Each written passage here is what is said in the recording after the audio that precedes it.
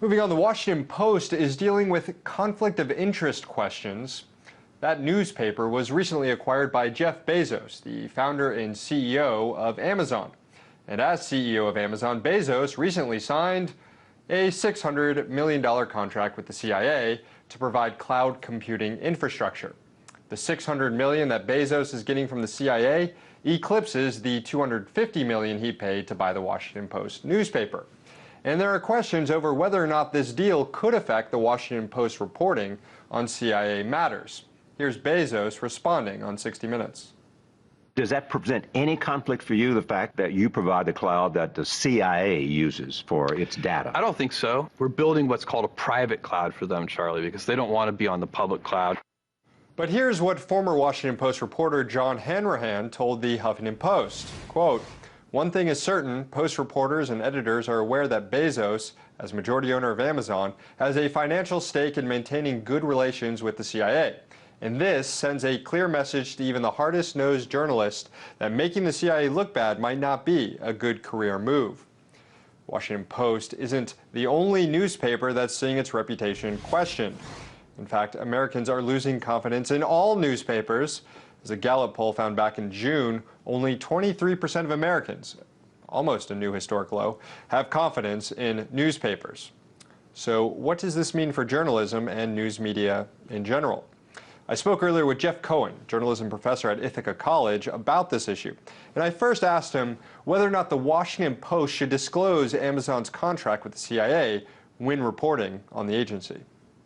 It's his company, Amazon, that has the $600 million contract, and I do believe that regularly the Washington Post should acknowledge, it's a basic principle of journalism, it should acknowledge when the owner of the newspaper has a financial interest in the subject of the story. So yes, regularly there should be disclosure. It's an elementary principle of journalism in our country.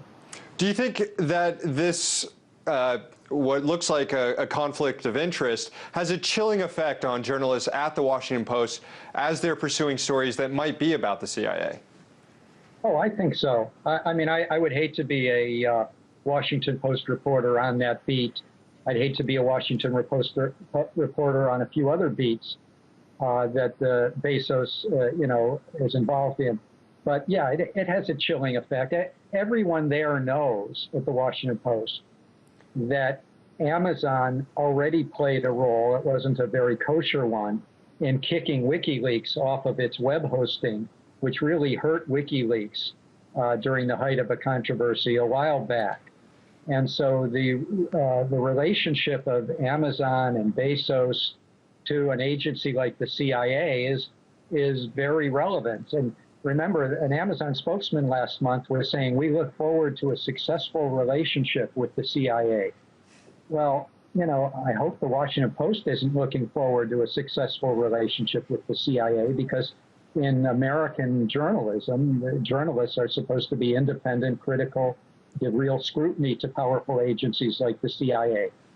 And yet Americans' confidence in newspapers is nearing an all-time low. It's only 23% of Americans have strong confidence or any sort of confidence in the newspapers. Do you think that has something to do with these conflict of interest stories, these ideas of very wealthy individuals moving into the newspaper industry who have these other interests on the side?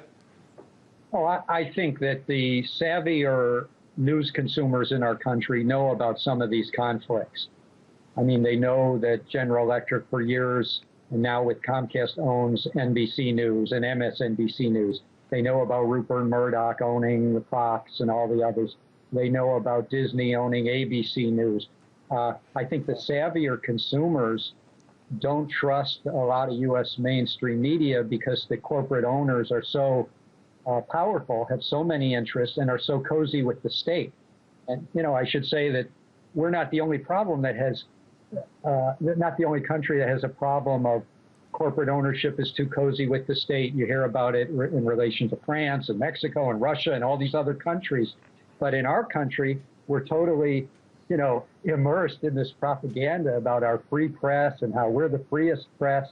And in reality, in recent years, because of corporate ownership of the media, there's just been so much coziness of big reporters, big anchors with the corporate and political powers that be, that you can't trust reporting today as being fully independent. How new is this phenomenon? I mean, we always think of these media baron, these very wealthy newspaper tycoons from the old days, Citizen Kane.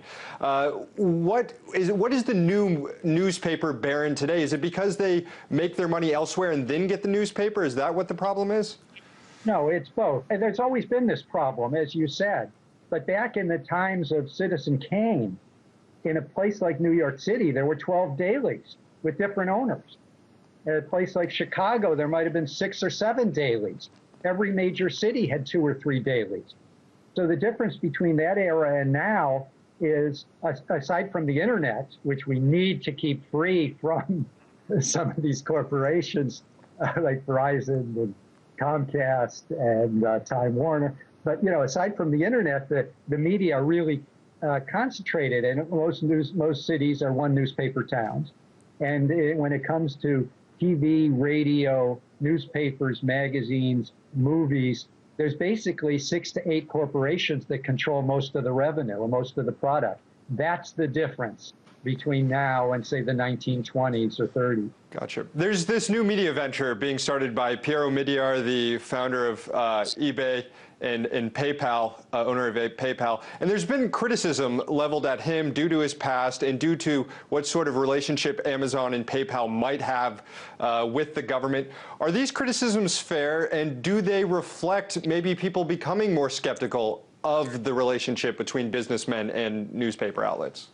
I think you're right that, of course, it's fair for all of us to scrutinize who owns the media. And I do know personally Glenn Greenwald and Jeremy Scahill, who are going to have, we are told, the control of a new news organization that Omidyar from eBay is funding. And I have faith that if Greenwald and Scahill feel muzzled, far more than these reporters who've been in the, settled for muzzling for years and years in mainstream media, if they're muzzled for a week or two, I expect them to come out, denounce the operation and what have you. So I have a lot of faith in this new operation because Glenn Greenwald and Jeremy Scahill and Laura Poitras, the filmmaker, will be in charge of the new operation next year. Jeff Cohen, journalism professor at Ithaca College, thanks so much.